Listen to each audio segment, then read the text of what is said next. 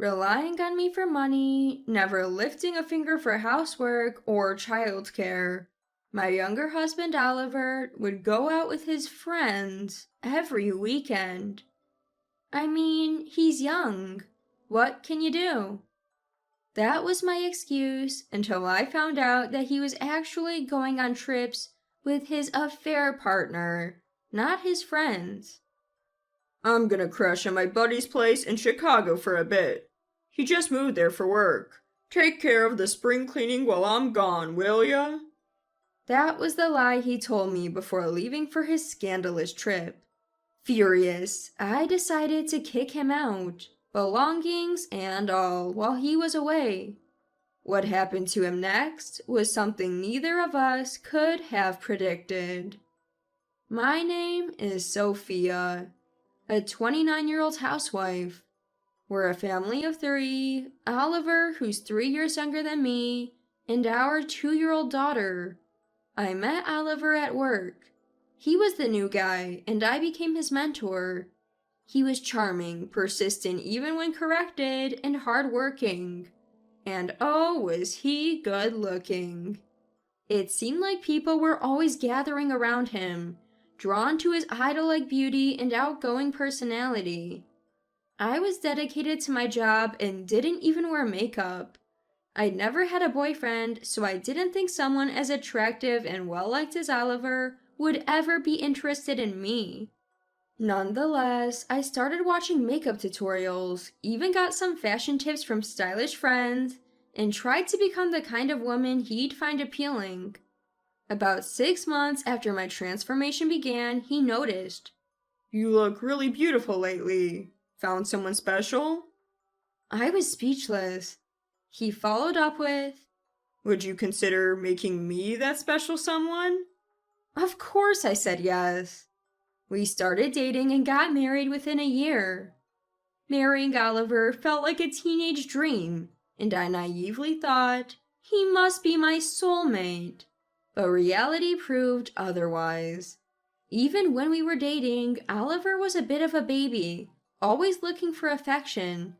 Whether it was holding hands, cuddling, or even paying the bill at restaurants, it always fell on me. I thought, why can't you do it yourself? But when he would plead, Please, Sophia, you're the only one I can ask, I would always give in. Maybe it was his good looks or his unique sweet charm that made me so accommodating. After we married, the responsibilities became more lopsided. Even though both of us worked, the household chores were all on me. The finances, about 70% from me and 30% from him. He spent what was left of his income after household expenses all on his hobbies, seemingly without saving a dime. I was mostly saving the remainder of my income, thinking of our future home and children. At first I thought, well, he lived with his parents and I lived alone, so it's understandable that we have different experience levels when it comes to chores. Besides, he earns less than I do, so it makes sense. And he's still young, probably not thinking about the future yet. But even when I got pregnant, Oliver's lifestyle didn't change. Doing household chores while pregnant was really tough.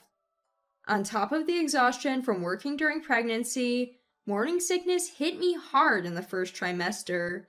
In the third trimester, it was difficult even to bend over, and just standing was tiring. Yet Oliver never offered to help. Worse, when I hinted that I could use some help, he'd say, I'm so grateful for you, Sophia. I'm not good with housework, so I'm lucky to have married you. undermining my will to ask for help. Maybe it was my fault for enabling him, but even after our daughter was born, Oliver didn't change. I quit my job after giving birth, and it was understood that I would handle both the baby care and household chores. Yet Oliver would still stay out late, hang out with friends, and go on trips as if he were single. Still, I forgave him everything because of the occasional kind words and the annual birthday trips he took me on. I guess when our daughter grows up, he'll realize the importance of family, I thought. I realized how naive I'd been when our daughter turned 2. I was attending a high school friend's wedding that day. I had wanted to leave our daughter with Oliver, but as usual, he had plans. So I left her with my mom. The wedding was in a chapel in Boston, and the reception was at a French restaurant that had several large private rooms. My foodie friend had chosen this venue long ago. The wedding went smoothly, but while transitioning to the reception, I saw him. He was walking arm in arm with a woman in a chic black dress, looking more than just friendly. I couldn't stand to be at the reception after that, and made an excuse about our daughter being sick to leave early. The image of them haunted me. Oliver had said he was going on a trip with an old college friend, but I suspected infidelity. I knew Oliver had many female friends, but this was different. His old college friend was supposed to be a man, and he definitely hadn't gone on any bike trip. Lying to meet up with another woman was suspicious. If he had been lying to me all along, then my resentment surged. Even when I was struggling with house chores during morning sickness, or overwhelmed by new motherhood, was he cheating on me? I couldn't take it anymore. My love for him instantly cooled, and I resolved to expose his affair once and for all. I called my parents to keep my daughter for one more day. Debating whether to tell the truth, I decided to wait until I had proof and lied about being sick. The next day, I visited a private investigator. I handed over Oliver's photos, shared his workplace details, and his background. I need you to dig deep into his life, I requested. The private investigator advised, act normal around Oliver until I finish my investigation. Make sure he doesn't suspect anything. I didn't want to look at Oliver's face, so right after picking up my daughter, I retreated to our bedroom. When he came home late that night, he saw me and asked, "What's wrong? Are you okay?" His voice pretended concern. Had this been the me from a couple days ago, I might have felt loved and comforted by his words, but knowing the truth, they meant nothing to me. 2 weeks later, the private investigator contacted me. "Oliver has been having an affair for the past 2 years," he said. The other woman was a married, older nurse. The restaurant where I spotted them, a regular haunt for their monthly rendezvous, which had been ongoing for about 2 years. I was shocked that she was married, but according to the investigator, nurses work shifts, making it easier to conceal an affair. What shocked me even more was that this nurse worked at the hospital where my daughter was born. It may be a coincidence, but it is the same hospital as my 2-year-old daughter. Something felt creepily coincidental about the affair lasting 2 years and us having a 2-year-old daughter. That day, I decided to divorce Oliver and started plotting a plan. "I'm staying at my junior colleague's place in Chicago for the night. Make sure you clean the house," Oliver told me. Normally, I'd be annoyed that he pushed spring cleaning on me during a busy time, but I smiled, secretly relishing my own scheme. "Take care, see you later." "Sure, I'll bring back souvenirs." Holding our daughter, I waved goodbye. Oliver seemed oblivious. Back inside, I told my daughter, "We're going on a trip. Let's go see the ocean." My daughter, who loves fish, cheered, "Yay, ocean!" "First, let's take a little nap." I laid her down for a nap and continued my preparations. I had been packing my bags and Oliver's, making sure he wouldn't notice, but I couldn't touch our bedroom or living room items, so I sorted them into boxes. Finally, I disassembled the baby crib, laid my daughter in her stroller, and called the movers. My stuff went to my parents' home, and Oliver's got discarded. Apart from the built-in appliances, the apartment was empty. I headed to a hotel overlooking the ocean in another state, somewhere my daughter had always wanted to visit. Our travel essentials had already arrived in the room. My daughter kept saying, "Yay, ocean!" as she looked out the window. Watching the sun set over the sea, I felt a mix of sadness and relief. Exhausted from packing and the journey, we went to bed early. Before sleeping, I sent Oliver an email, a picture of him and his mistress. Despite sleeping early the night before, I still slept until midday. When I rushed to check on my daughter, she was gripping the crib bars and looking at the ocean with such focus that I had to laugh. I had planned to eat out for lunch, but since my daughter couldn't tear herself away from the window, I ordered room service. My daughter was clearly enamored with her fish-themed kids meal and took her sweet time eating it, but she looked happy throughout. Just then, I received a call from Oliver. He must have seen the photo I'd sent him last night of him with his mistress. Ignoring the call, I texted him, "I have no plans to live with you anymore. Best of luck with your new love interest." More calls from Oliver kept coming in. Annoyed, I blocked his number. After finally finishing lunch, I took my daughter to play by the sea. By the time we got back to the hotel, it was already dark outside. Checking my neglected phone, I saw that my brother had tried to reach me. I called him back but got no answer. 15 minutes later, he called again. According to him, Oliver had rushed home to our empty apartment after reading my email. Apparently, Oliver then went to my parents' house thinking I'd be there.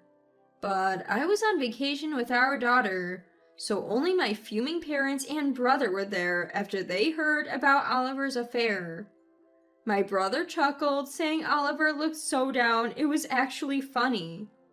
Oliver got chewed out by my parents, and as he was leaving, my brother told him, "All future communications will go through my attorney," and handed him a business card.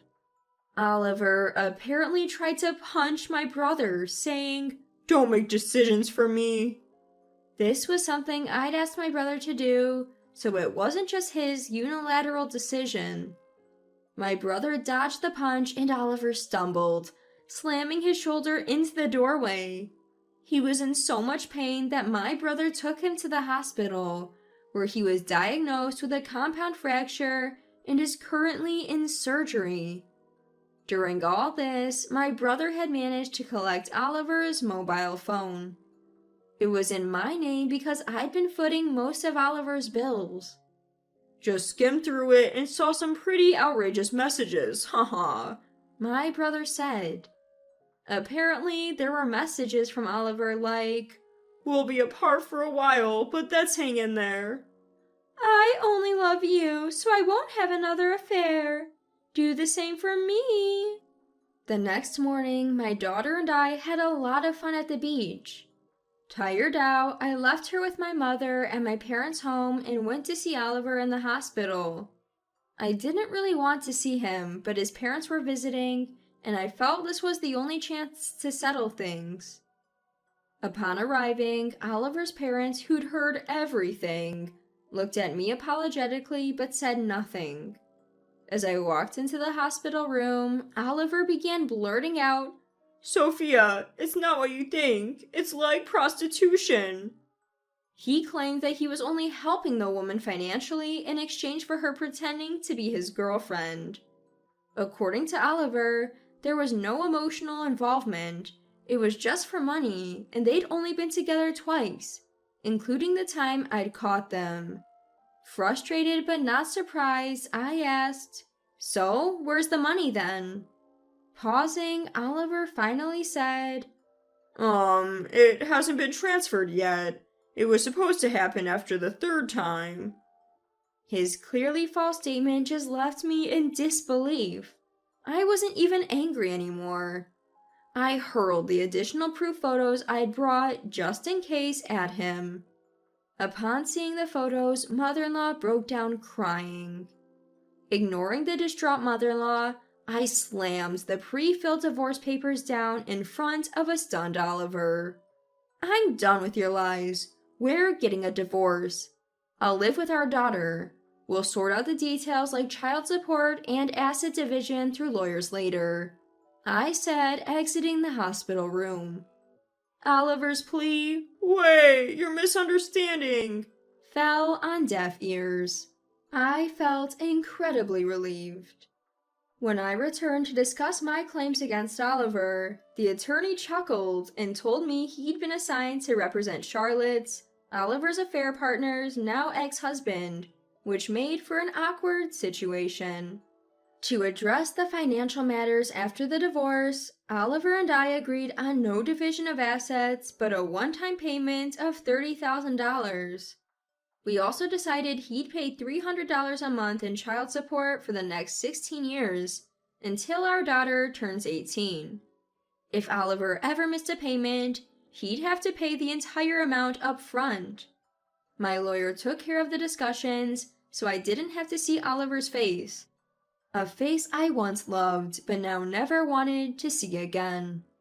Oliver apparently said things like, "I want to get back together," and "I can't live without Sophia." according to my lawyer, not once did he mention our daughter in all of this. After the divorce, I found remote work I could do from my parents' home while raising our daughter. She started preschool and was making progress with her speech. She never really talked about Oliver, probably because she doesn't remember spending time with him. My lawyer informed me that Oliver had abruptly paid the full child support amount. Shocked, I learned from my lawyer that Oliver had lost his job after his affair was leaked to his company by Charlotte's husband. He started working in a nightclub and met a wealthy patron who agreed to take care of him, including paying off his child support debt. "Oliver connecting with other women is unacceptable," the patron had said. My lawyer chuckled as he told me how Oliver showed up dressed to the nines, handing over the full amount in cash. 5 years later, when my daughter was in 2nd grade, the police contacted me. Oliver had been arrested for theft and had named me as his emergency contact. At first, I wanted to decline, but the officer persuaded me, saying, "Maybe just talk to him once." Oliver looked frail when I saw him. His once handsome face was now haggard. Turns out the wealthy patron was married and chose to reconcile with her husband after their affair was discovered. I thought to myself, Oliver likes only people like that. She demanded Oliver pay back the compensation and support she had given him. Thrown out of his apartment, penniless, Oliver resorted to theft. "I need your help," he pleaded. "I'm sorry, Sophia is all I have left." But hearing his story, it all sounded like his own doing. I declined to act as his emergency contact and gave the police his parents' phone number before heading home. Apparently, his parents also refused to get involved, which means Oliver could face real jail time, even as a first-time offender. The police informed me, but my decision remained the same. I have no intentions of rekindling things with Oliver, nor do I want to drag myself into this mess. People have suggested that I should remarry now that my daughter is older, but I know better. The experience with Oliver taught me that I can't trust my own judgment when it comes to people. I won't jeopardize my precious daughter's well-being. Fortunately, she has grown into a good person, even without a father figure. Though she's a bit rebellious lately and doesn't want to hold my hand, that's okay. I cherish the life I have now, living with my daughter and my parents.